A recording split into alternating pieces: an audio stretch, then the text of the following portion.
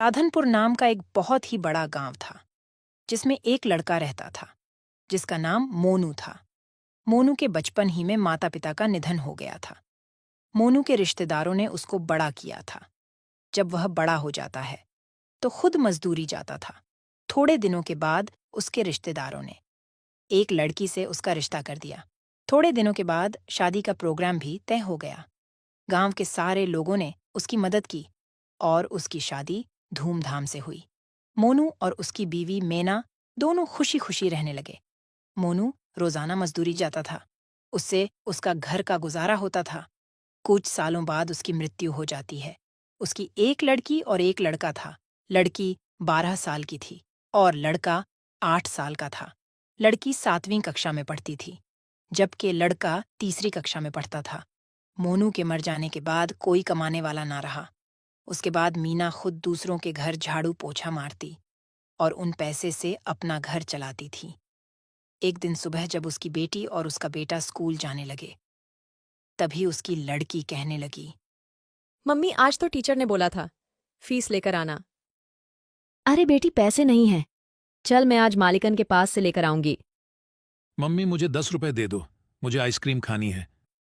बेटा अभी नहीं है, शाम को तुझे दूंगी। बेटा और बेटी दोनों स्कूल चले जाते हैं और मेना भी झाड़ू पोछा के लिए मालिकन के घर चली जाती है। झाड़ू पोछा कर लेती है तो मालिकन से पैसे मांगती है। जी मालिकन, मुझे कुछ पैसों की जरूरत है। स्कूल की फीस भी भरनी है, कुछ घर में राशन लाना है। मालिकन कुछ पैसे दे देती है। मैना उसे लेकर अपने घर आ जाती है।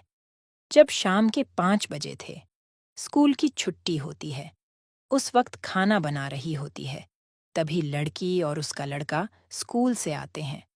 लड़की अपने मम्मी से कहती है, मम्मी, आपको पैसे मिले आंटी से। मुझे कल स्कूल में फीस जमा करवानी है। हाँ बेटी, मैं पैसे लेकर आई हूँ। कल मैं जमा करवा दूंगी। मम्मी मुझे पैसे दो, आइसक्रीम खानी है। ले बेटा। तभी मैना पैसों का हिसाब लगाती है। मैंने फीस के पैसे अलग रख दिए हैं, कुछ बच्चों के लिए अलग रख दिए हैं। अभी तो राशन लाना बाकी है, कुछ ही पैसे हैं। इतने पैसों से तो आज रात का ही राशन आएगा। कल क्या होगा? मेरे बच्चे कल क्या खाएंगे? आज का खाना तो बच्चे खा लेंगे, लेकिन कल सुबह क्या कहेंगे? चलो ऐसा करती हूँ, आज मैं रात को नहीं खाऊंगी और इस खाने को सुबह में कुछ पानी डाल दूंगी, तो सुबह बच्चे खाकर स्कूल चले जाएंगे। महेश, रीना, आओ बच्चों, चलो खाना खा लो। मम्मी आ गए हम। दोनों खाने के लिए बैठ जाते हैं। माँ क्या बनाया है? जो भी बनाया है खा लो, क्योंकि आज राशन खत्म हो गया है। दोनों खाना खाने लगते हैं। अरे माँ, आप भी खा लो। बेटी, बस इतना ही खाना है, उसके अलावा कोई घर में राशन नहीं है। अभी मैं खा लूंगी तो सुबह में तुम क्या खाओगे?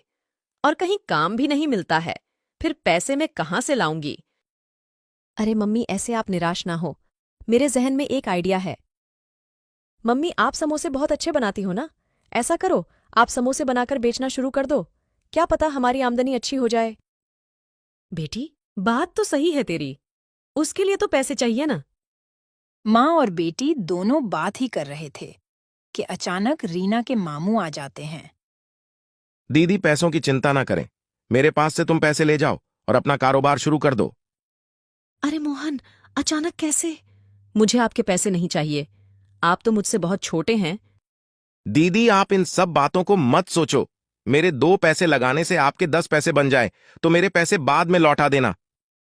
ठीक है, लेकिन मुझे समझ नहीं आता कि मैं समोसे कहाँ बेचूं। मम्मी, स्कूल के बाहर, जहां मजदूर के आने जाने का रास्ता भी है और स्कूल के बच्चे भी खाएंगे। रीना, तुमने तो बहुत ही अच्छा आइडिया दिया। उसके बाद मोहन अपनी बहन मैना को पैसे देकर चला जाता है। अगले ही दिन मैना स्कूल के सामने आम सड़क पर लगा देती है। वहां पर समोसे खाने के लिए मजदूर और बच्चों की भीड़ लग जाती है। आंटी, समोसे की खुशबू तो बहुत ही अच्छी आ रही है। मुझे भी समोसे की प्लेट दो ना। हाँ, ले बहन। अरे वह, तुम्हारे समोसे तो बहुत स्वादिष्ट है। ऐसा समोसा तो कभी नहीं खाया। एक प्लेट और दे दो। मैना उसको दूसरी प्लेट भी देती है। पहले ही दिन मैना के हाथ के समोसे खाकर लोगों की भीड़ लग जाती है। रात होते होते सारे समोसे बिक जाते हैं। ऐसे ही चलता रहा। आहिस्ता आहिस्ता मैना के समोसे मशहूर हो जाते हैं। दूर दूर से लोग समोसा खाने के लिए मैना के थैले के पास आते थे और मैना के घर की हालत भी अच्छी हो जाती है। रीना भी छुट्टी के बाद अपनी मम्मी के हाथ बटाती थी। एक रात मैना अपने घर पर पैसे गिन रही थी। तभी कहने लगी, मुझे हैरानी होती है। एक दिन मैं 1,000 रुपये लगाकर शुरू किया था। आज दिन के 15,000 दिन के कमाती हूँ। मैं अपने भाई को डबल पैसे वापस दूंगी और इन पैसों से अपने बच्चों का भविष्य बनाऊंगी। अगले दिन फिर समोसे लेकर बेचने निकल जाती है। शाम होते होते सारे समोसे बिक जाते हैं।